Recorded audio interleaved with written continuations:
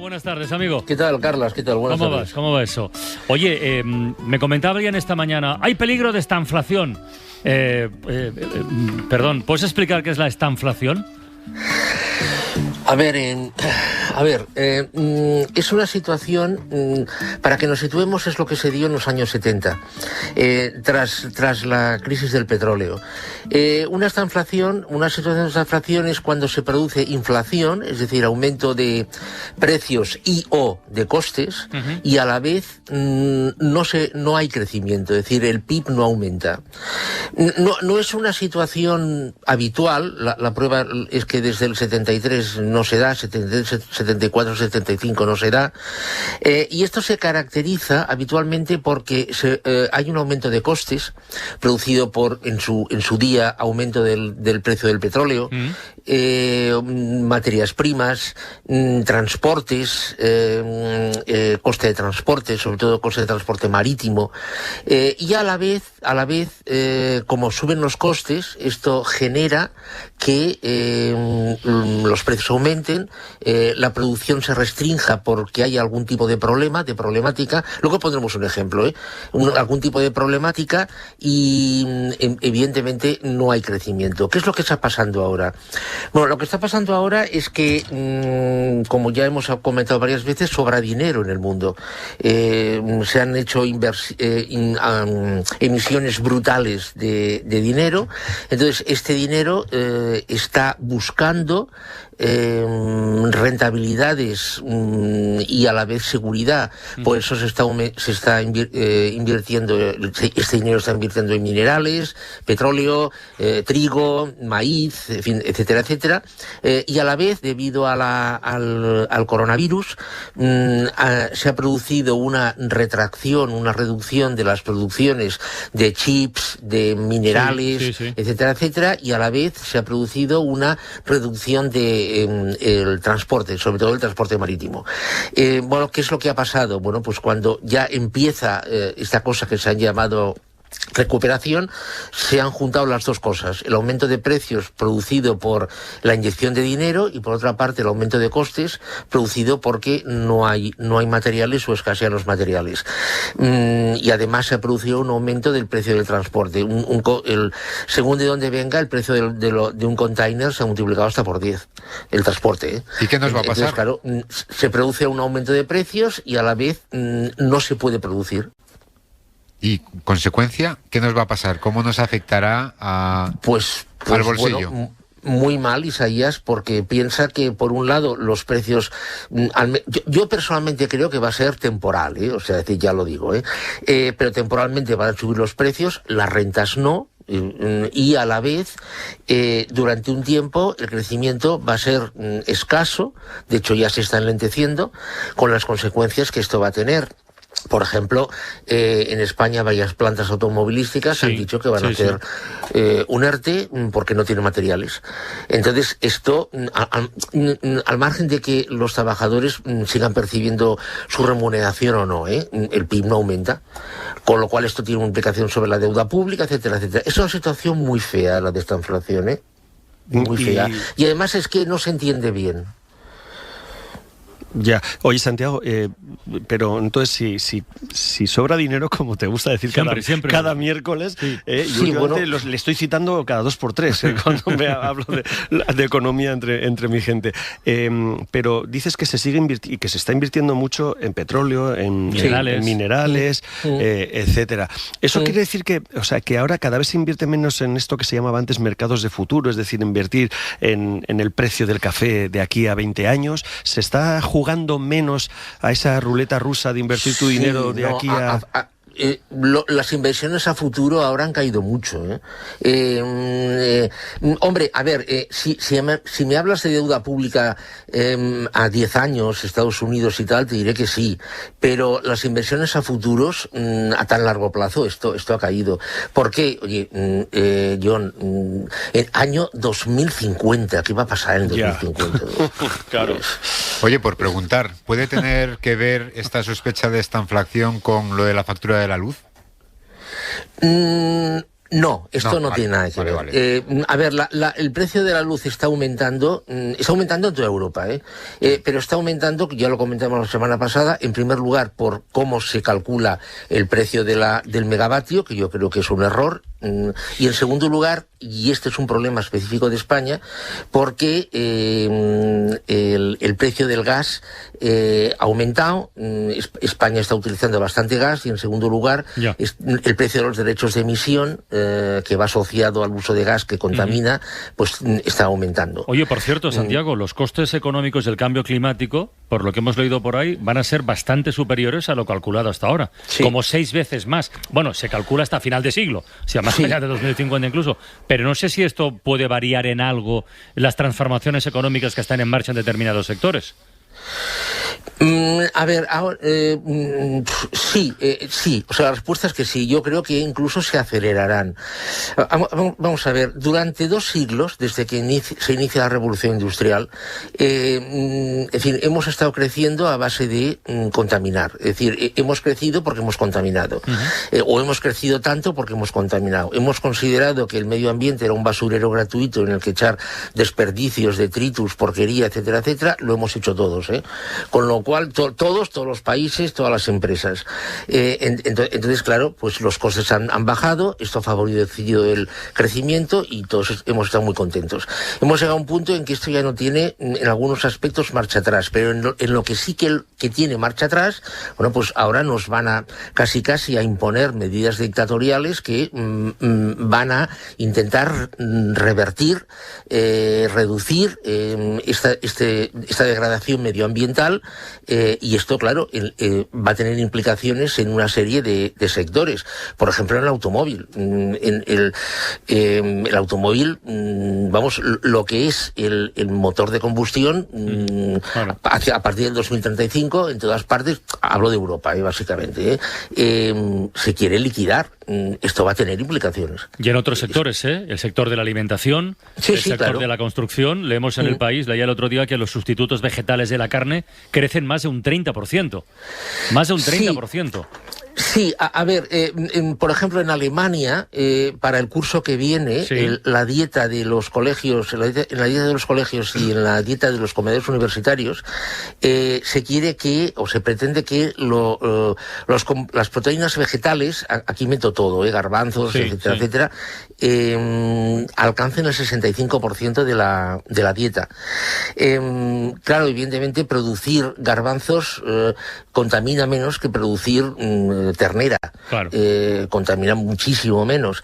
Y el aporte proteínico, en principio, se consigue igual.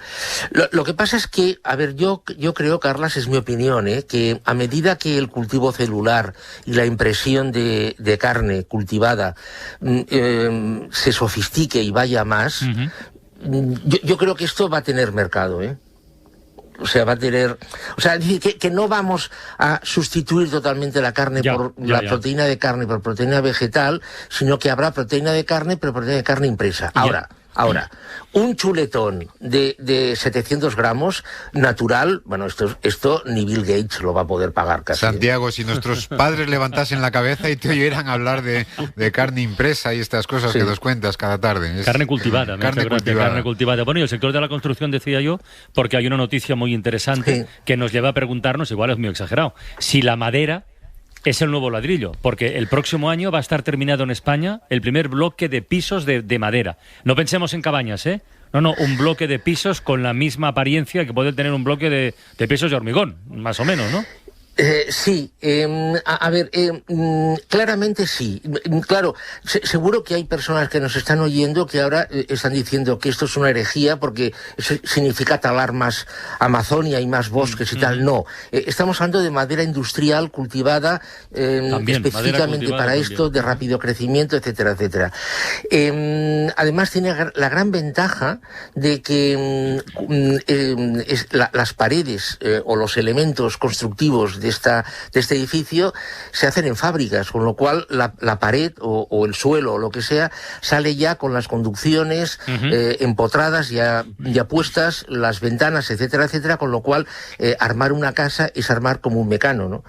Entonces tiene todas las ventajas que tiene la madera, en aislamiento, contaminación, etcétera, etcétera, y no tiene las desventajas que tiene el cemento. El cemento, la fabricación de cemento es una actividad que es tremendamente contaminante. Me parece que en Alemania, no estoy seguro, pero me parece que en Alemania ya no queda ninguna fábrica de cemento. Todo el cemento que utilizan en Alemania lo importan. Yo igual me equivoco, pero creo que durante el último año o medio año he estado viendo crecer una casa de estas de madera. Sí, igual me equivoco, está situada entre la Nacional 2 y Arturo Soria aquí en Madrid y me iba fijando siempre en ella porque digo, es madera, esto es madera, y esto de lo que se ve desde la carretera es como 3 pisos que probablemente desde donde estoy quizás tenga más por debajo, ¿no? Y lo iba viendo crecer, no había grúas, es verdad, me estoy fijando ahora, estoy reflexionando sobre lo que cuenta Santiago, no había grúas, estas grúas famosas que te meten todo el cemento, hormigoneras, no ha habido nada de eso. Simplemente... Bueno, a ver, habrá cimientos, entiendo. Los cimientos sí que son de hormigón, los cimientos. Claro, claro. Porque, claro, hacer cimientos de madera sería muy complicado, habría que madera tratada y tal. Pero lo que es la parte de arriba, o sea, lo que es a partir del suelo, yo creo que eso tiene futuro, sinceramente. Además, los requerimientos que se están poniendo en el mismo diseño son realmente muy, muy altos. Por ejemplo, el impacto medioambiental... en principio el objetivo es reducirlo un 67%. O sea, sobre una casa sobre un edificio de hormigón. Es mucho, desde luego. Claro. La pregunta es, ¿y se puede hacer un rascacielos de 300 pisos con madera? Pues, oye, no lo sé. Pues no seguramente. Pero seguramente que tendrán mejor aislamiento acústico incluso que las de ladrillo, ¿no? Veremos cosas que hoy nos parecen absolutamente inimaginables en el futuro. Y en un futuro no muy lejano. Algunas, por cierto, yo creo directamente que polémicas. La polémica de Isaías Lafuente. Pues parece que el propietario de Amazon, Jeff Bezos, después de viajar al espacio, se propone ahora conquistar el tiempo.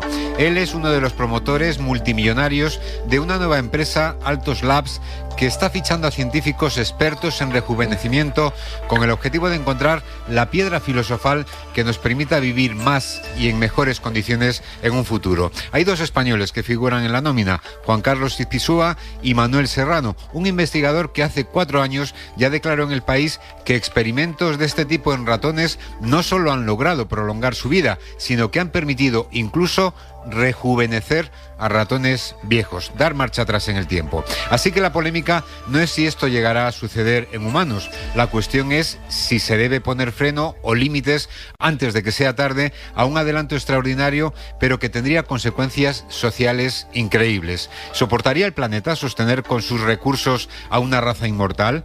¿Aguantarían los sistemas de protección social jubilaciones sin fin? ¿O es que se reservaría este milagro solo a multimillonarios que vivirían indefinidamente a costa de pobres mortales y de mortales pobres? Bueno, las preguntas son tan inquietantes como asombroso es el reto que se plantea. Yo, en todo caso, si fuera Bezos, me cuidaría muy mucho. No vaya a ser que rejuvenezca tanto que se vea de nuevo regentando una librería cuyos ingresos no le dieran para mantener el tratamiento. A lo Benjamin Button, ¿no? Esto está muy bien. Santiago, con lo que comentábamos antes, yo decía esto de alargar la vida, ¿no? Lo de frenar el envejecimiento, revertirlo, que esto, aparte de otras consideraciones, bueno, tiene un componente económico brutal, ¿no? Bueno, de hecho, que esté Jeff Bezos detrás ya significa mucho, ¿no? Esto sí. Estas son las típicas cosas que da igual lo que se invierta. O sea, por ejemplo, uno de los 2 españoles que va a ir, no recuerdo cuál es, se va con un salario de $1 millón al año. Sí. Da igual. Y con un presupuesto casi ilimitado para investigar. Sí, casi ilimitado. Sí, medios los que se quieran, etc. Es decir, son las típicas cosas que inviertas lo que inviertas, vas a ganar. Seguro. Y yo creo que además hay que proyectar otra mirada, Santiago, que todo el mundo ahora pensamos en la ciencia ficción del ser humano inmortal, ¿no? Pero este tipo de avances pues después servirán para, en vez de a lo mejor tener que hacer trasplantes de órganos, regenerar un órgano o una parte de un órgano. Es decir, que tendrá avances que serán mucho más cercanos, que seguramente serán universales, por lo menos en sociedades como la nuestra, no tanto pensando en que uno al final va a vivir para siempre, ¿no? Yo cuando leí la noticia esta, automáticamente me vino a la cabeza, no sé si lo habéis visto, la película esta, Elysium. Sí. Pues sí, automáticamente me vino a la cabeza. Es decir, yo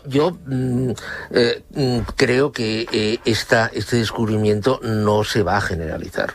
Va a ser, claro, no sé para qué tipo de élite, pero para una élite. Pues ya lo podemos imaginar, qué tipo de élite, ¿no? Sí. Oye, hay otra cosa ya para terminar esta primera hora de programa, que es lo que se puede alargar, lo que se puede prolongar, lo que parece no tener límite, que incluso después de muerto puedes hacer millonarios a tus descendientes. Los herederos de Michael Jackson han ganado tras su muerte en 2009 la friolera de 2.270 millones de dólares. Hay que recordar que hace 5 años vendieron el catálogo de derechos de otros músicos que tenía Michael Jackson. Canciones de los Beatles, de Bob Dylan, de Sting, de un montón. Y por ahí sacaron 750 millones más. Poca cosa. Pero en esta década, un poquito más de 10 años, desde que murió Michael Jackson, ha generado su figura, esa friolera de pasta, que pasa incluso por delante de la que ha generado Elvis, que hasta el momento era el que lideraba este ranking. O sea que al final, Santiago, lo del dinero se nos aparece por todas partes de la forma que sea, ¿eh? Bueno, estos son los derechos. Los derechos, efectivamente. Entonces, claro, los derechos acaban caducando, de todas maneras. No recuerdo cuándo, pero los derechos musicales acaban caducando. Ahora, claro, esto es una cosa que, bueno, por ejemplo, el ejemplo que se pone siempre son los Beatles, ¿no? Sí. Sí, bueno, pero yo añado otro, ABBA. Que es el segundo grupo que ha vendido más discos en toda la historia. Y que ahora vuelven, ya lo sabes, ¿no? Que vuelven. Sí, ya. Sí. ABBA es el único grupo que ha mantenido en el top 100 británico un disco 1000 semanas. ¿1000 semanas? 1000 semanas. Santiago, los derechos caducarán, pero desde luego, si no se desmelenan, 2 o 3 generaciones de Michael Jackson vivirán a costa de los derechos de no, sí, esto, y alguna más. Y alguna más incluso, y alguna más. Santiago Niño Becerra, hasta la próxima semana, amigo. Bueno, hasta luego, adiós. buenas tardes. Jon Sistiaga, cuídate mucho. Venga, hasta luego. Adiós.